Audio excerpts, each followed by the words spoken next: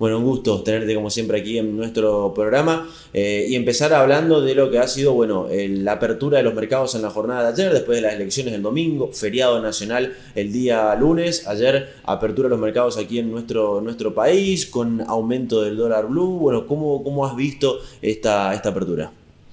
Bueno, mira, ayer fue un día de euforia en el mercado bursátil argentino. Subieron muy fuerte las acciones, sobre todo aquellas ligadas a segmentos regulados, ¿no? Por ejemplo, los sectores de energía como YPF, también las Ujú. autopistas del Sol, que subió cerca de un 40%. YPF más de un 30%, pero también empresas privadas, netamente como del sector de la energía, como Pampa, Central Puerto, y también aquellas empresas que, digamos, venden alimentos, también subieron por encima del 10%. No hubo una compra generalizada de las empresas argentinas, con muy pocas excepciones. Por ejemplo, alguna excepción fue Mirgor, que está más relacionado con la industria protegida, ¿no?, de Argentina, que opera en Tierra del Fuego. Pero en general las empresas argentinas subieron muy fuertes ayer. Marcelo, cuando decís subieron las acciones, las empresas argentinas subieron muy fuerte, para que la gente por ahí entienda del otro lado, ¿qué significa esto? Digo, ¿es positivo? ¿Es negativo? ¿Fue una reacción buena, una reacción mala ante los resultados? Es una reacción muy buena Ujú. porque el mercado está anticipando de que podría haber una bonanza económica en los próximos años en Argentina. Entonces, si hay bonanza económica, eso se va a traducir en buenos resultados económicos para las empresas, y toda aquella que inviertan, compren una partecita de esa empresa, es decir, de una acción, van a poder cosechar el fruto de esas ganancias de los próximos años, ¿no? Y cuando hablamos de bonanza, ¿a qué nos referimos específicamente con, bueno, este nuevo gobierno que el 10 de diciembre va a asumir y donde, bueno, en un primer momento había mucho temor, muchas especulaciones, muchas noticias falsas que no eran correctas y que hoy por hoy hay cierta tranquilidad que en un primer momento no estaba? Bueno, los lineamientos generales del nuevo gobierno son reducción de impuestos y apertura comercial, ¿no? Eliminar regulaciones del comercio, y obviamente que la reducción del gasto público va a permitir reducir impuestos, ¿no? Se habla de la eliminación de alrededor de 190 impuestos, más o menos. La idea es quedarse con 5 o 6 impuestos a nivel nacional. Entonces eso va a descomprimir un poco la presión que hay sobre los privados y buscar alternativas de financiamiento para la obra pública, que hoy se hacía 100% a través de impuestos. Buscar más financiamiento del sector privado, como un poco se hacía en los 90, ¿no? Que sean los privados que inviertan, cobren por esa inversión que realizan hasta recuperar su capital, ¿no? Hay similitudes, Marcelo, decías la cuestión de los 90, digo, con estas medidas a aplicar, ¿hay similitudes con lo que pasó en Argentina en aquel entonces o no en algunas medidas? Mira, en el plano monetario, Ujú. claramente va a ser, si se llega a concretar la dolarización o la libre competencia de Ujú. monedas, que en realidad es lo que había propuesto Javier Milei, es que vamos a reducir drásticamente la inflación, ¿no? En ese Ujú. aspecto va a ser muy parecido. También en la parte de la obra pública, pero ahora se intenta agregar dos componentes a lo que teníamos en los 90. Uno es la reforma laboral. En los 90 no se hicieron reformas laborales, Ujú. entonces teníamos un mercado de trabajo muy rígido, y eso hizo que la desocupación sea muy alta después de, digamos, la desregulación del Estado.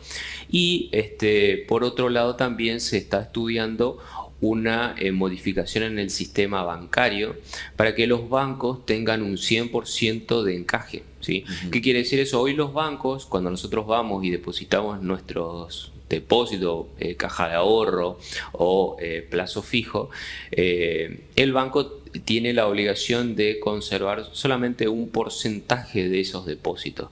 Tengo entendido que se está estudiando ir a un sistema de encaje 100%, quiere decir que el banco tiene que tener en todo el dinero disponible siempre para el cliente, y si el cliente quisiera ganar alguna tasa de interés o algo, debería invertir en otro rubro donde él conoce los riesgos, los plazos que implica esa inversión, ¿no? Eso va a dar más seguridad al sistema bancario.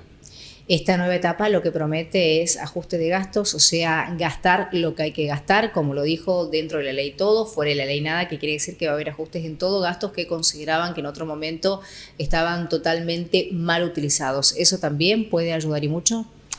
Sin duda, porque como decías ayer, anunciaba Javier Milei que el 2024 va a cerrar con equilibrio fiscal. ¿Qué quiere decir?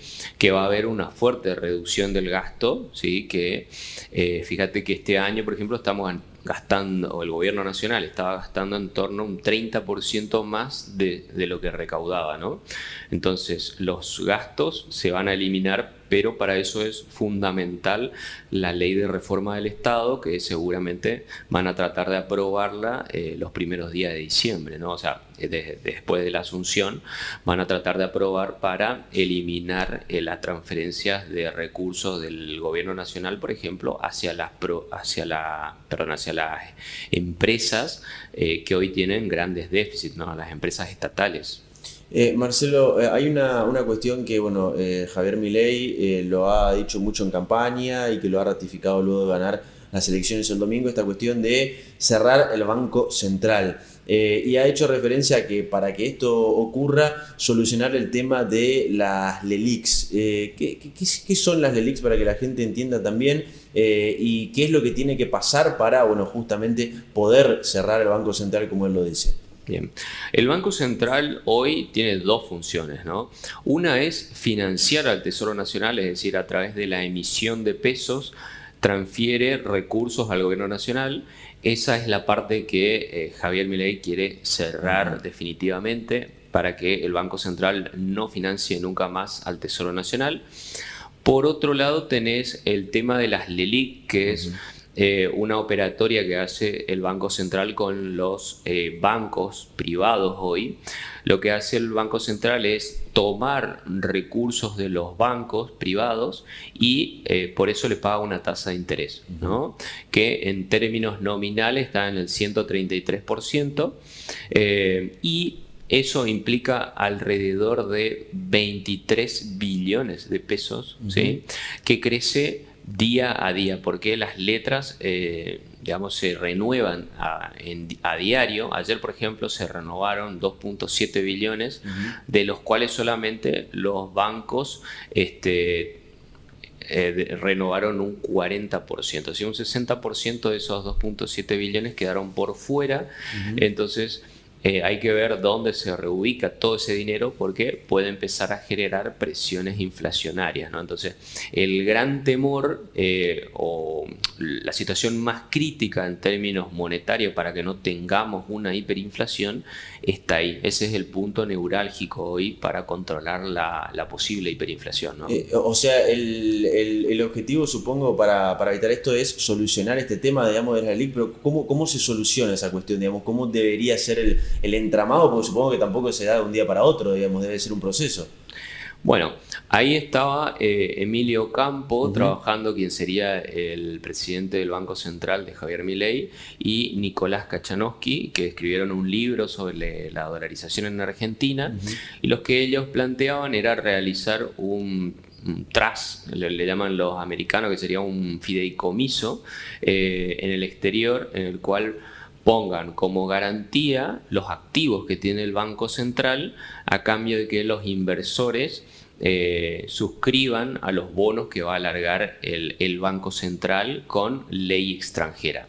Eso le va a permitir al Banco Central hacerse de recursos para poder reestructurar la deuda de las LELIQ con los bancos. Lo que se va a buscar es tener algo de dólares para aquellas personas que no quieran renovar sus plazos fijos, cambiarlos por dólares, y a los banqueros le van a dar un bono en dólares para que lo puedan operar en el mercado. Entonces, si ellos no quieren esperar al vencimiento, lo puedan vender y hacerse de dólares, y así, por ejemplo, o cubrir sus pasivos con los ahorristas o invertir en otros activos, ¿no? Todavía no se confirmó quién va a ser el ministro de Economía que va a acompañar este nuevo gobierno. Hay algunos nombres que están dando vueltas. Bueno, ¿quién considerás que puede ser una persona que, bueno, esté de acuerdo con el perfil de Javier Milei, y cómo considerás que van a continuar las negociaciones con el Fondo Monetario Internacional? Bien, yo creo que el perfil que va a tener el próximo ministro tiene que ser muy allegado a los pensamientos liberales que tiene Milei, ¿no? O sea, claramente para que haya una sincronía, digamos, entre ellos, tienen que pensar en forma similar. Y por ahora se están tocando algunos algunos nombres, y esas personas, por ahí son personas que trabajaron en el exterior, tienen antecedentes académicos destacados, y creo que todavía él lo quiere cuidar, ¿no? Porque dicen que, bueno, lo van a gastar un poco como hasta que llegue el 10 de diciembre, pero bueno, creo que deberían estar trabajando, de tener algún nombre ya, ¿no? Con el cual está trabajando, porque son muchas cosas las que tiene que hacer. Yo creo que ellos apuntan a tomar medidas de shock, que quiere decir que a partir del 11 de diciembre se van a lanzar una cantidad de medidas, una batería de medidas para tratar de atacar todos los frentes, tanto el fiscal como el monetario, y algunas cuestiones de desregulación del comercio, ¿no? ¿Y cuánto crees que podemos llegar a tardar, o cuánto pueden llegar a tardar estas medidas, Marcelo, en tener impacto en la sociedad, que nosotros veamos esos resultados? Bueno, ahí te interrumpo, porque esas medidas también se puede, por ejemplo, ahora un aumento muy importante en los diferentes supermercados de aumentos que podrían superar el 45%, y esa es una preocupación muy grande. Bien, las dos van de la mano, ¿no? Porque lo que tenemos hoy en Argentina es una inflación reprimida muy alta, ¿no? Hay sectores, como por ejemplo el sector de los combustibles. Hoy, por ejemplo, un litro de nafta está más barato que un litro de leche.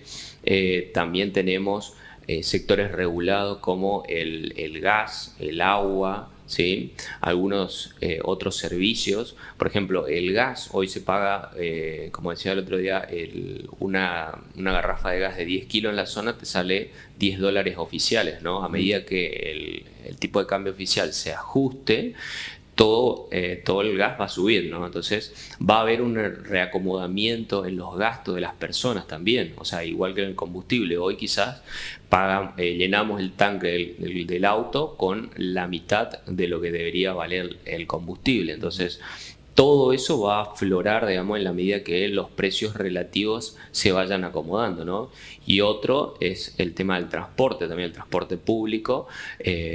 Si bien ya se sabía, ¿no?, que estaban muy retrasadas las tarifas del transporte, hay que ver cuáles son los incentivos, cómo se reconfigura todo eso para que no sea solamente un traslado a precios, sino que con una nueva reconfiguración de los contratos se pueda lograr que haya un aumento, digamos, de la tarifa que no sea tan abrupto y que empiece a mejorar el servicio del transporte, ¿no?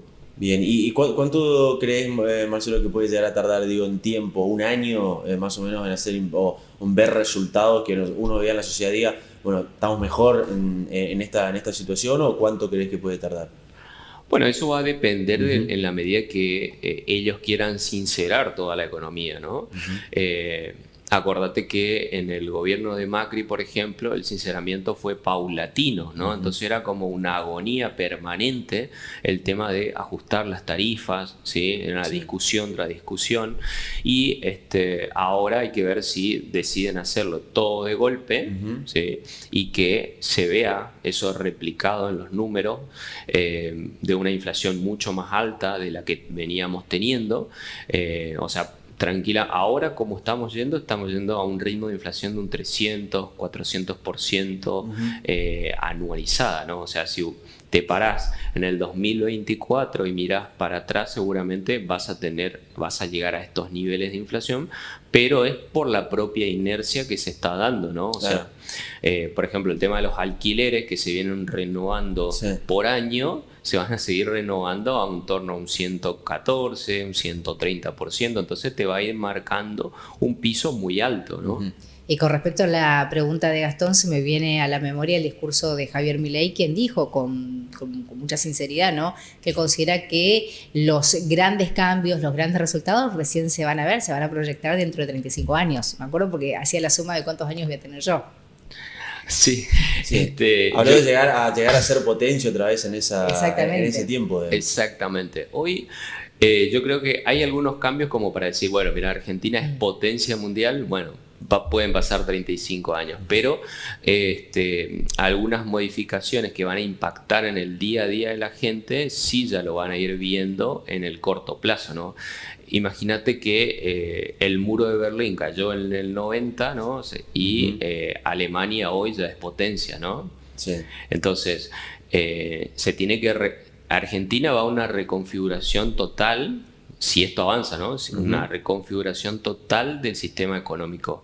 Ahora nosotros teníamos un sistema económico en el cual el Estado era el centro neurálgico de todo, donde estaba en el medio, recibía y distribuía, ¿no? Ahora lo que plantea Milei es que el Estado se corra y que los privados intervengan o intercambien todo lo que pueden por sí solo y que el gobierno solamente se dedique a coordinar o proveer bienes públicos como la seguridad, la defensa y la justicia, ¿no? Marcelo, como siempre, muchísimas gracias por estar en nuestro programa. Un placer.